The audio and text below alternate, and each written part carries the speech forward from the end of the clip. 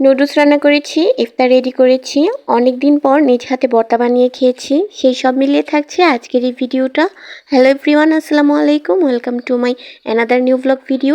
আশা করছি যে যেখান থেকে ভিডিওটা দেখছেন সবাই আলহামদুলিল্লাহ খুবই ভালো আছেন। ভিডিওটা ভালো লাগলে স্কিপ না করে সম্পূর্ণ ভিডিওটা দেখবেন।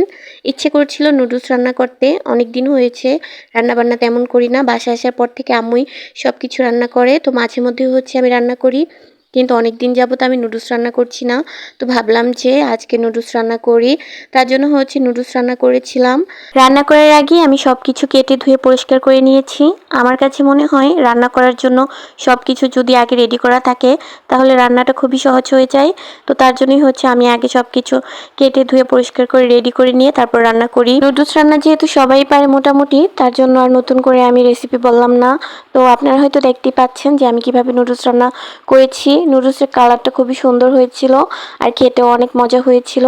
আমাদের বাসার সবাই কিন্তু নুডলস খেতে খুবই পছন্দ করে, বিশেষ করে আমরা ভাই বোনেরা খেতে পছন্দ করি। আমি, আমার বোন, আমার ভাই সবাই নুডলস পছন্দ করি।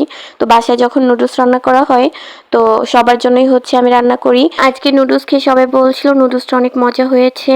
তো আমার হাতে নুডলস রান্না সবাই অনেক পছন্দ করে, সবাই খেয়ে বলে যে মজা হয়।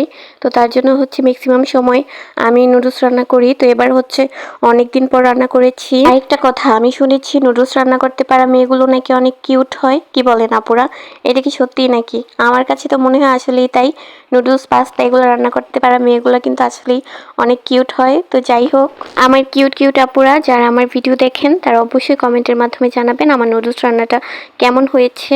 তো নুডলস রান্না শেষে হচ্ছে ইফতারের জন্য আমি সব কিছু রেডি করেছিলাম। তো ইফতারের সময় হয়ে গিয়েছিল, তখন হচ্ছে সবাই মিলে একসাথে ইফতার করেছি।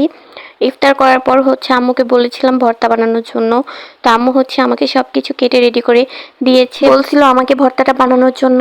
অনেক দিন যাবতই হচ্ছে ভর্তা দিয়ে ভাত খাই না, রোজা আসার পর থেকে ভর্তা টর্তা তেমন খাওয়া হয় না। আর এমনিতে কিন্তু রোজা রেখে ঝাল ঝাল জাতীয় খাবার খেতেই ভালো লাগে, বিশেষ করে ভর্তা দিয়ে ভাত খেতে ভালো লাগে। তো আমি হচ্ছে এখানে দুই রকমের ভর্তা বানাবো, একটা হচ্ছে আলু ভর্তা, একটা হচ্ছে বেগুন ভর্তা। তো ফার্স্টেই হচ্ছে আমি পেঁয়াজ, তারপর হচ্ছে ধনেপাতা আর মরিচ সরিষার তেল দিয়ে খুব ভালো করে মাখিয়ে নিচ্ছিলাম। এটা হচ্ছে এই মাখানোটা দিয়ে আমি দুইটা ভর্তা বানাবো। তো আমি হচ্ছে অর্ধেকটা রেখে আর অর্ধেকটা হচ্ছে বেগুন ভর্তার জন্য রেখে দিয়েছি। ফার্স্টেই হচ্ছে আমি আলু ভর্তা বানিয়েছি। আলু ভর্তাটা খেতে কিন্তু অনেক মজা হয়েছিল। তারপর আমি বেগুন ভর্তা বানাচ্ছিলাম। কে কে আমার মতো ভর্তা লাভার আছেন অবশ্যই সবাই কমেন্টের মাধ্যমে জানাবেন। আর রোজা রেখে কিন্তু ভর্তা দিয়ে ভাত খেতে অনেক ভালো লাগে। সাথে হচ্ছে ডিম ভাজা ছিল, আর সাথে ছিল হচ্ছে দুই রকমের ভর্তা। তো ভর্তা আর হচ্ছে ডিম ভাজা দিয়ে আমি হচ্ছে ইফতারের পর নামাজ পড়ে খেয়েছিলাম, খুবই ভালো লেগেছিল। অনেক দিন পরে হচ্ছে এই ভর্তা দিয়ে ভাত খেয়েছি। তো যাই হোক, আজকের ভিডিওটা এই পর্যন্তই। সবাই ভালো থাকবেন, সুস্থ থাকবেন। আল্লাহ হাফেজ সবাইকে।